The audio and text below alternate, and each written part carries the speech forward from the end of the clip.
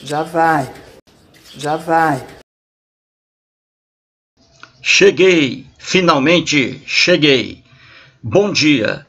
Hoje são 22 de dezembro de 2019, domingo, Brasília, Distrito Federal.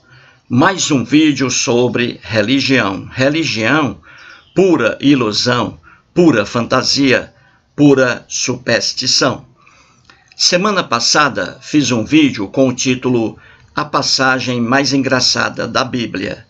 Mostrei naquele vídeo a passagem mais engraçada da Bíblia que eu acho. Naquele vídeo recebi inúmeros comentários de, obviamente, inúmeros internautas, cada um apresentando qual é sua passagem mais engraçada da Bíblia. Como eu gosto de dar espaço a internautas, resolvi então fazer uma série. E este é o segundo vídeo. O nome dessa série é Passagens Engraçadas da Bíblia.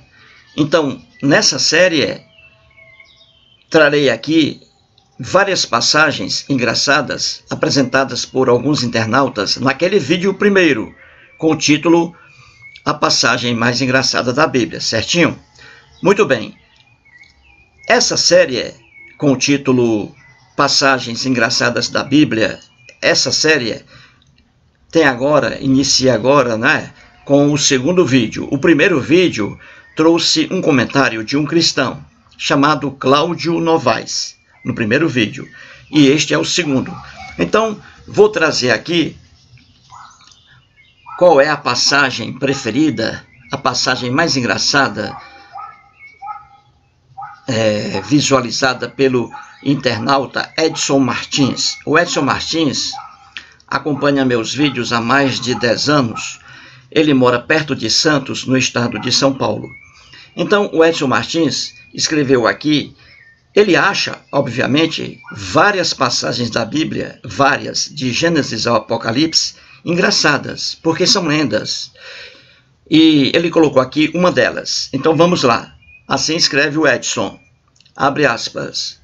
Boa também é a passagem do Deus Javé, fazendo de Moisés um menino de recado, tentando livrar o povo da escravidão das mãos do faraó. É um vai e volta do cacete. Fecha aspas. Muito bem. Antes de entrar aqui, de analisar essa passagem bíblica, que é uma das mais engraçadas para o Edson Martins, antes disso, volto aqui a mostrar o trecho da conversa, do diálogo entre o padre português Joaquim Carreira das Neves e o escritor português ateu José Saramago, há muitos anos aí na televisão portuguesa, em um canal de televisão portuguesa. Eles ali, os dois, conversando, não é? E com o controle de um jornalista. Num trecho dessa entrevista, o José Saramago pergunta ao padre Joaquim Carreira o que o Deus hebreu, o Deus da Bíblia, o Deus Javé, o que o Deus Javé fazia conversando com Satanás. Naquele caso lá da lenda de Jó. Deus e o Satanás fazendo ali uma aposta para prejudicar a família de Jó. Então o Saramago pergunta ao padre, e o padre Joaquim Carreira das Neves responde assim, ouça aí, depois eu volto. Mas nada. Diga-me então, padre, o que é que fazia o Satã no encontro com Deus e os anjos? Aquilo tem pura e simplesmente aquilo são imagens criadas. São imagens criadas, personagens criadas. Vamos lá ver. Quando diz que são imagens... São personagens criadas. Quem escreveu aquele livro, se eu posso falar, quem escreveu aquele livro faz aquilo que você também faz nos seus livros. Você cria imagens, cria personagens. Muito bem. O ateu José Saramago pergunta ao padre Joaquim Carreira das Neves o que, na lenda de Jó, o que o Deus hebreu fazia com Satanás. E o que o padre Joaquim disse ao ateu José Saramago, hein? Você ouviu aí? Não ouviu? O padre disse uma verdade ao José Saramago. E o José Saramago sabia disso. Sabia disso. O que é que o padre disse ao Saramago, hein? O que foi? Você já esqueceu? O padre disse ao Saramago uma coisa bem simples. Veja o que ele disse. Ele disse ao Saramago que o escritor hebreu que escreveu o que está ali em Jó, em todo o livro de Jó, o que o escritor hebreu fez é a mesma coisa que o José Saramago, como escritor, fazia em suas obras. Como a gente sabe, o José Saramago era um escritor. E o escritor, ele é um criador. O escritor, ele cria personagens. Ele cria histórias irreais, histórias fictícias. Se você pega o José Saramago, se você pega um escritor brasileiro, vamos colocar aqui o cearense de Messejana, o José de Alencar. Se você pega outro escritor, pega aí o Machado de Assis, os romances de Machado de Assis, você verá ali que o Machado de Assis e o José de Alencar, em seus romances, criaram histórias fictícias, histórias irreais. E criaram também personagens fictícios, que não existem, personagens irreais. E é isso o que o padre Joaquim Carreira das Neves diz ao Saramago. E Saramago sabia. Então o padre diz ao Saramago, repito, que o escritor hebreu, ao escrever sobre Jó, aquele livro de Jó, o escritor hebreu fazia a mesma coisa que fazia José de Alencar, Machado de Assis, José Saramago e outros. Isto é, aquele escritor hebreu criou o personagem chamado Jó e criou também o personagem Deus e também o personagem Satanás, conversando ali os dois, fazendo uma aposta para prejudicar a vida de Jó, entendeu?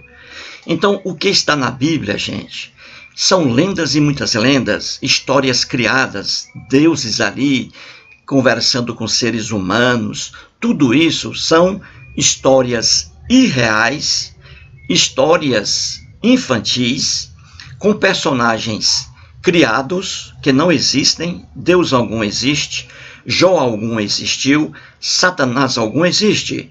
Então tudo isso são personagens inventados pelo escritor hebreu, que fez o livro de Jó e escreveu ali muito de Gênesis ao Apocalipse, entendeu? Tudo isso são fantasias criadas pela cabeça do escritor hebreu, assim como José Saramago criava histórias, inventava também personagens, e assim também José de Alencar, Machado de Assis e outros, certinho? Muito bem, agora vamos aqui à passagem mais engraçada da Bíblia, visualizada pelo Edson Martins. É aquela lenda da Bíblia que está em Êxodo, segundo livro da Bíblia cristã, no Velho Testamento, que não é velho para os judeus, certinho? Então ali você vê inúmeras ingenuidades naquela lenda em que o povo hebreu era escravo do povo egípcio, certinho? A história toda que está em Êxodo é muito engraçada, muito infantil. Por quê? Porque é uma história criada, não é uma história real. Quando alguém cria uma história, quando alguém cria personagens, essa pessoa, se não fizer uma coisa bem feita, vai cair no ridículo. E é isso que vemos em toda a Bíblia, certinho? Então vamos lá. O Edson Martins diz que a passagem mais engraçada para ele da Bíblia é essa parte aí em que o Deus Javé chama Moisés para conversar com Faraó a fim de libertar o povo hebreu da escravidão egípcia. E diz o Edson Martins que é um vai e vem desgraçado, que Deus, Javé, o Deus hebreu, também dos cristãos, chama Moisés e pede para que Moisés, determina que Moisés vá ao Faraó para ali conversar com a autoridade máxima do Egito, a fim de libertar os hebreus da escravidão egípcia. Muito bem. Então, o Edson Martins diz que Deus diz a Moisés que vá ao faraó e que mostre a ele, né, a determinação do Deus hebreu, para que ele liberte o povo hebreu da escravidão egípcia.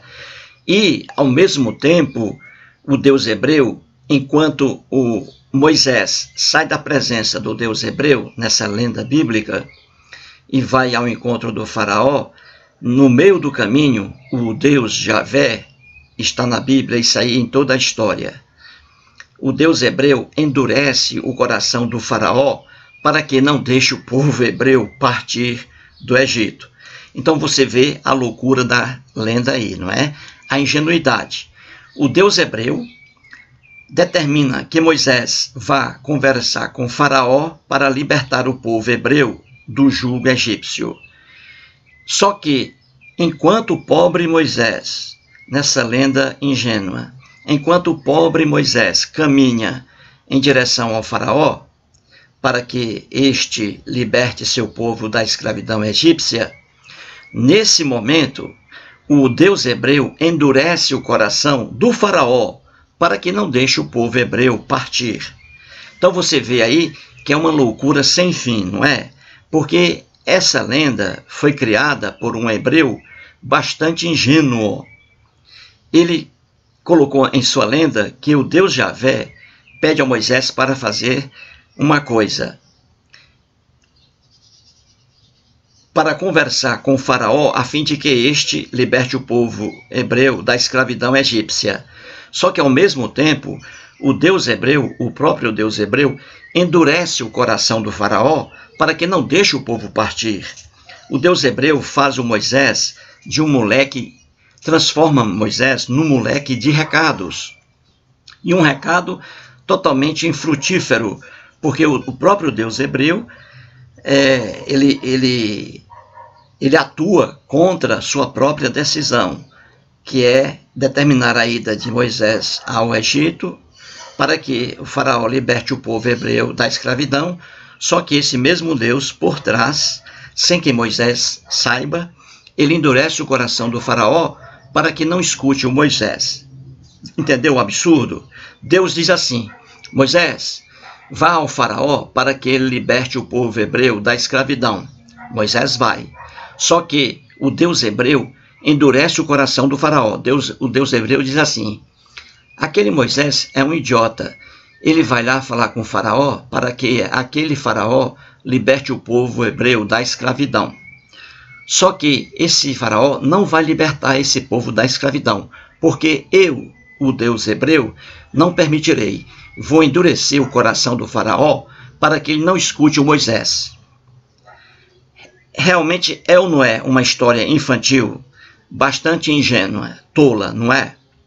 Mas isso, gente, é a lenda, é a inocência do escritor hebreu.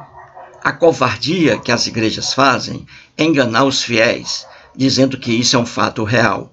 Você viu aí que no trecho o próprio padre Joaquim Carreira das Neves foi honesto. O padre foi honesto, dizendo que aquilo ali é uma criação do escritor hebreu, que aquilo ali você não pode levar a sério. Olha aí, os personagens não existem. A história não existe, é criação do escritor hebreu. E assim por diante. Então vamos aqui rapidamente, para evitar um vídeo muito longo, peguei aqui a Bíblia em Êxodo, capítulo 7. Êxodo 7. Depois desse vídeo, você deve pegar aí sua Bíblia em Êxodo, capítulo 7. Pegue sua Bíblia depois desse vídeo, porque do contrário, você nada entenderá.